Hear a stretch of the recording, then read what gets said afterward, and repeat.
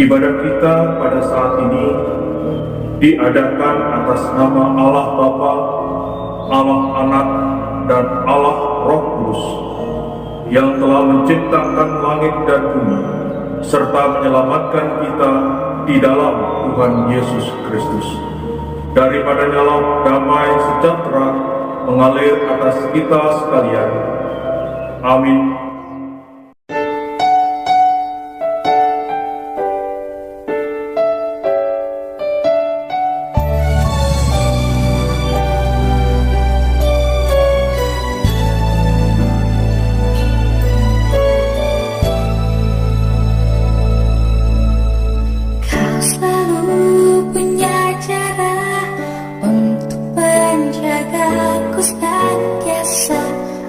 Di dalam rencana-Mu Tuhan, Kau selalu punya cara untuk mengubah keburukan agar menjadi hal baik bagiku.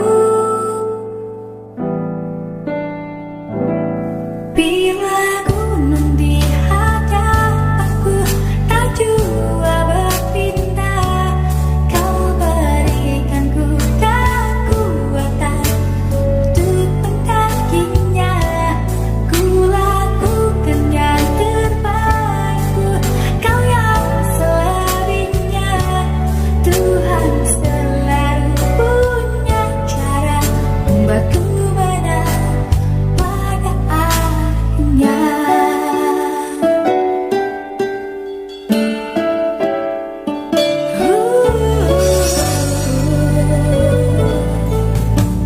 Kau selalu punya cara untuk menjagaku senantiasa ada di dalam rencana-Mu Tuhan. Kau selalu punya cara untuk mengubah keburukan agar menjadi hal baik bagiku.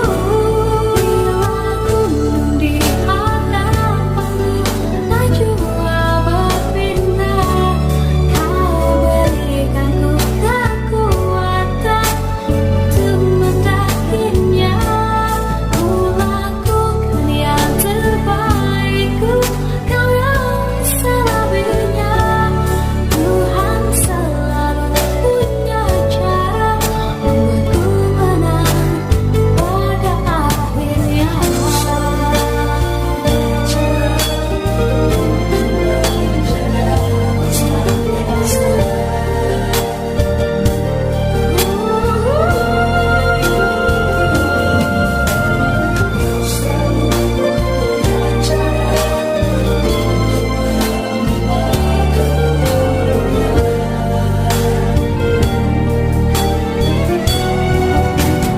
Bila gunung di hadapanku tak jua berpindah, Kau berikan ku kekuatan untuk mendakinya.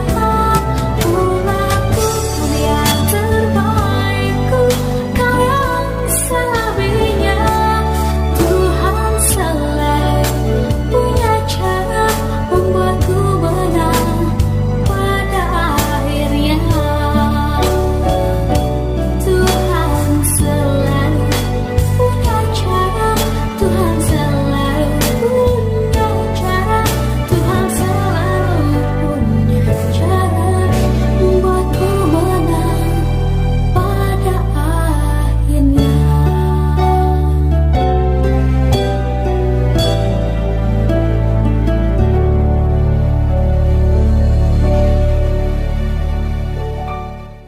Sungguh Engkau sangat baik Tuhan dalam kehidupan kami ya Bapa. Tetaplah bersama kami Tuhan, tetaplah di sisi kami ya Bapa, karena tanpa-Mu Tuhan kami bukan siapa-siapa. Sebentar Tuhan kami akan mendengarkan firman-Mu ya Bapa. Kini Kau berkati setiap kami, urapi setiap kami Tuhan, jamah hati kami dan pikiran kami ya Bapa. Engkau berkati juga Tuhan hamba-Mu yang menyampaikan firman-Mu Tuhan. Engkau pakai lebih hari lebih luar biasa ya Bapa. Terima kasih Tuhan, hanya di dalam nama Tuhan Yesus Kami berdoa dan mengucap syukur. Haleluya. Amin. Bagian akhir daripada pujian yang telah kita nyanyikan tadi dikatakan, "Ku lakukan yang terbaikku, kau yang selebihnya." Tuhan selalu punya cara membuatku menang pada akhirnya. Biarlah perkataan ini menghantarkan kita untuk masuk ke dalam perenungan firman Tuhan pada saat ini yang terambil di dalam Efesus pasalnya yang ke-6 ayat yang ke-5.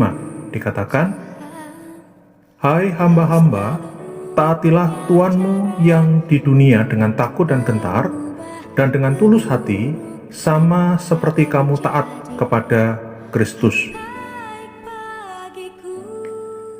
Pekerjaan kita hendaknya merupakan berkat, bukan sumber kebosanan. Merupakan kehormatan, bukan yang menjemukan. Merupakan sesuatu yang berarti, bukan yang tidak menarik.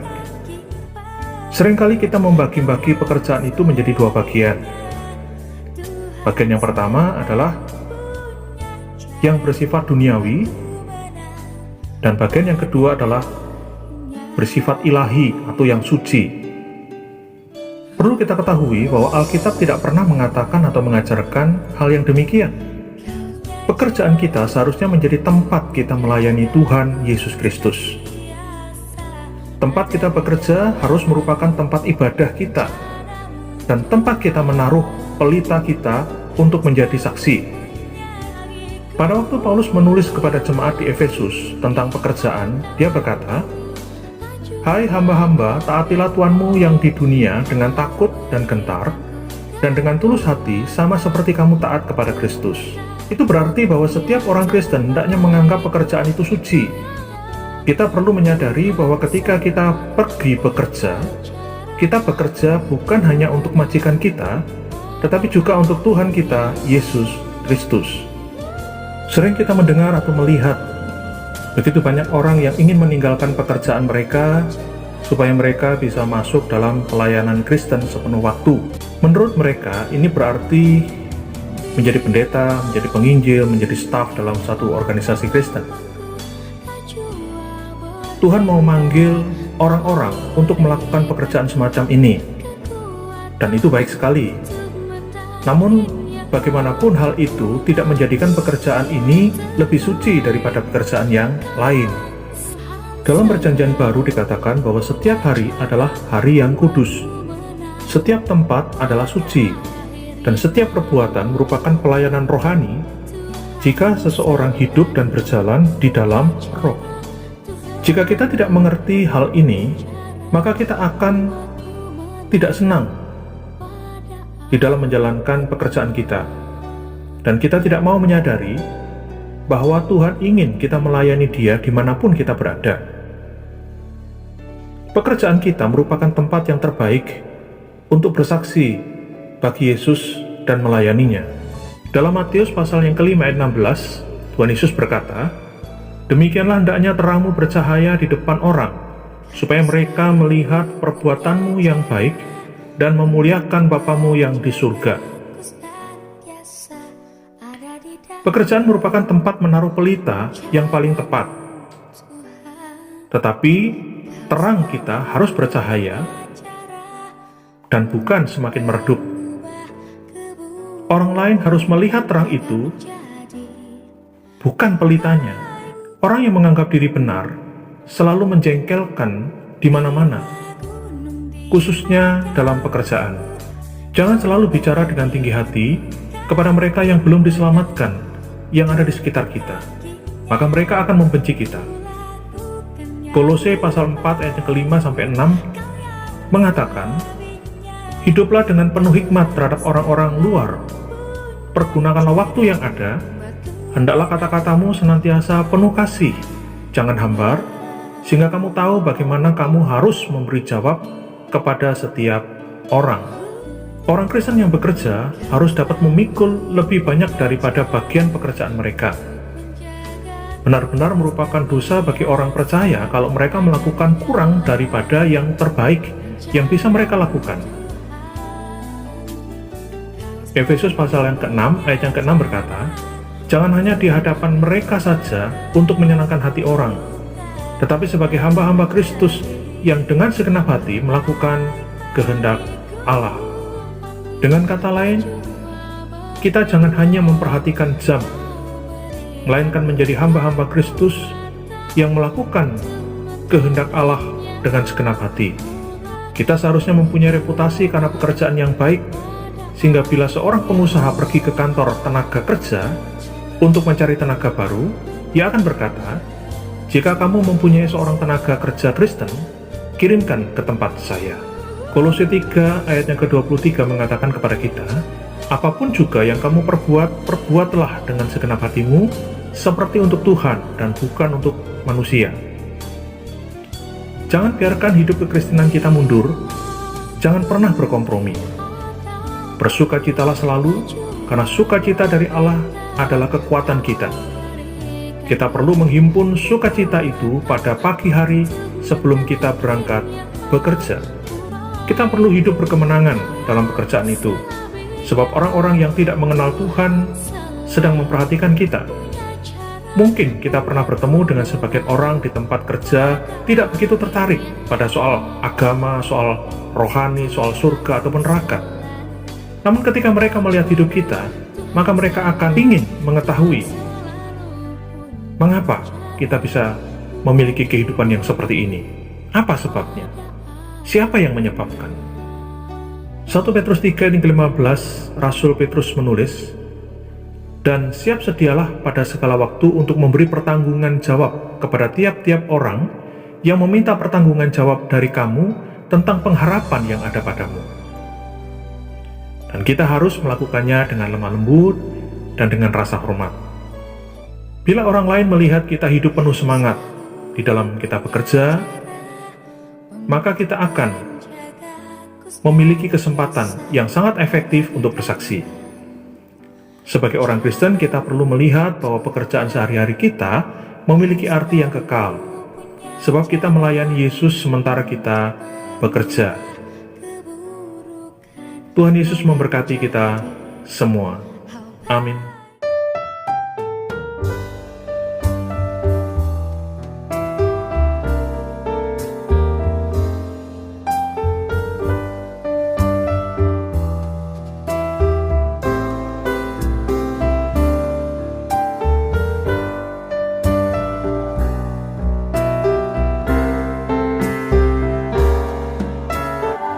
Nggak pengen jadi orang Kristen musiman. Orang Kristen musiman itu datang atau jadi Kristen lagi pada saat lagi hari Natal, pada saat hari Minggu. Tapi konsisten untuk be obedient.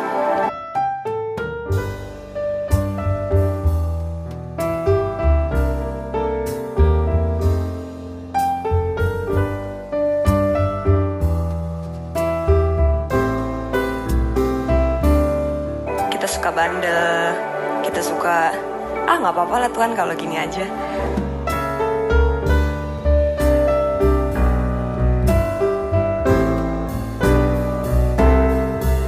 Sementara dia mati di kayu salib itu udah show us betapa besarnya unconditional love-nya dia.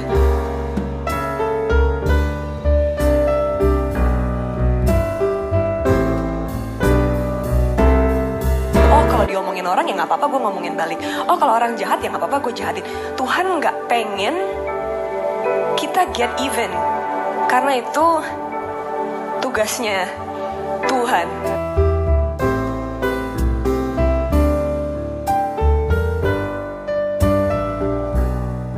Makanya kenapa saya takut banget kalau ada orang yang ngomongin, ada orang yang jahatin, saya takut banget bales.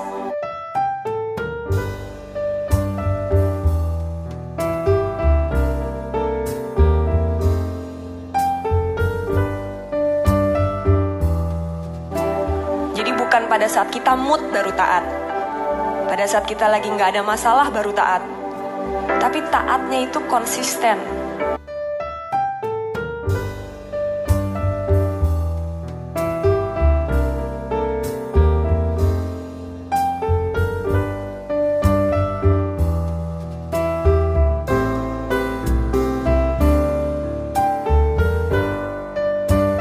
ditanya sama orang, who's your biggest inspiration? Saya selalu bilangnya Tuhan Yesus. Saya selalu bilangnya gitu. My biggest inspiration. Karena saya ingat pada saat saya umur segitu, pendeta saya bilang, you have to be the Bible that people read through you.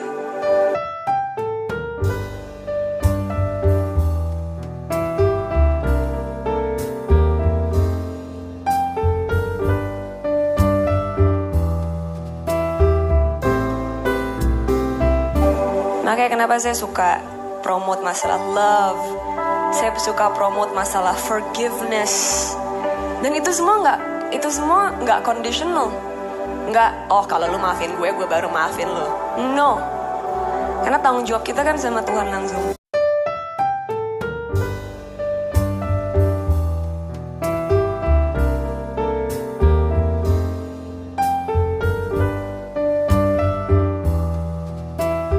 Saya yakin bahwa pada saat kita melakukan hal-hal yang ordinary, Tuhan yang akan tambahkan ekstranya supaya ordinary itu menjadi extraordinary. Tapi kita juga nggak boleh diem-diem doang. Gimana caranya Tuhan bisa kasih ekstranya kalau kita nggak ngelakuin ordinary-nya?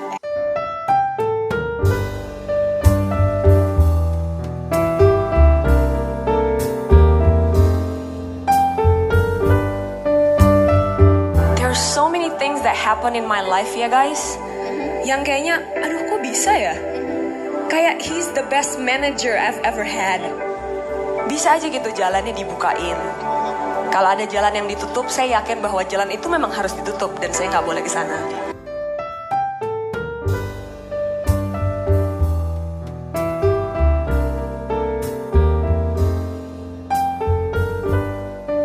Tapi Tuhan tahu bahwa di dalam hati saya, callingan saya yang terbesar di dunia ini adalah bagaimana caranya saya bisa punya platform di mana orang bisa lihat bahwa hidupnya Agnes itu diberkatin sama Tuhan Yesus. Kami terima kasih atas kebenaran firman-Mu, dan saat ini kami berdoa untuk jemaat-jemaat-Mu yang butuh pertolongan, mereka-mereka yang lemah, yang dalam usia lanjut, yang sakit, Kau jamah, ya Tuhan Kau tolong mereka-mereka yang dalam usia lanjut, berikan panjang umur, kekuatan, dan kesehatan yang sempurna. Mereka yang sakit, lemah, kira Kau tolong Tuhan yang sakit jamah dan sembuhkan mereka yang sakit, yang susah hiburkan, yang lemah kuatkan, yang mengalami percobaan beri kelepasan, di jalan keluarnya beri mereka kemenangan, yang kekurangan limpahkan berkat-Mu, cukupkan kebutuhan kepada seluruh sidang jemaat-Mu. Terima kasih, terutama Tuhan jemaat-Mu tambah anak-anak ini Tuhan, kiranya Kau tolong Tuhan, kirimkan pasukan malaikat-Mu, memagari, melindungi, menyertai, jauhkan dari virus yang mematikan setiap keluarga jemaat-Mu tambah anak-anak. Kau senantiasa lindungi semuanya Bapa. Terpuji nama-Mu ya Tuhan. Kami juga berdoa untuk negara dan bangsa kami. Kami mohon terus perlindungan-Mu untuk Tuhan para pemimpin negara kami, Bapak Presiden kami, Bapak Jokowi, wakilnya, bahkan Tuhan menteri-menterinya, para aparat pemerintah dari pusat sampai ke daerah-daerah, mereka-mereka yang takut akan Kau, lindungi kehidupan mereka, keluarga-keluarga mereka masing-masing. Terima kasih Tuhan. Kami khusus berdoa untuk para dokter, para perawat, Tuhan tenaga medis, Tuhan sukarelawan yang berjuang menolong orang-orang yang dalam keadaan sakit COVID-19 ini Tuhan, dimanapun mereka berada, lindungi mereka dan berkati mereka, keluarga-keluarga mereka juga Kau senantiasa lindungi, senantiasa Kau berkati negara dan bangsa kami, khususnya saat ini Tuhan yang menghadapi virus ini yang mematikan. Tuhan tolong Tuhan agar bisa berlalu dari negara dan bangsa kami. Inilah doa sembahyang kami mohon senantiasa pertolongan-Mu menyertai melindungi negara dan bangsa kami. Amin. Sekarang Tuhan kami minta turunkanlah berkat-Mu. Lihat sekarang Kau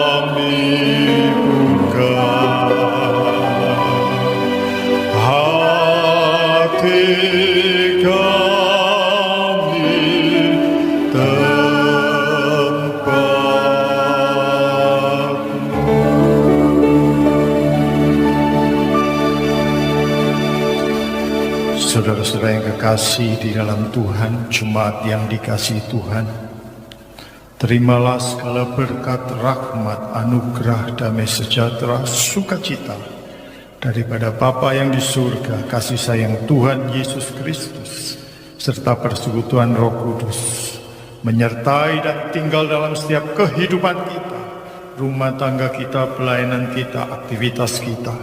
Dan kita yakin bersama dengan Tuhan Yesus Kristus, apapun juga yang kita perbuat, akan diperbuatnya berhasil.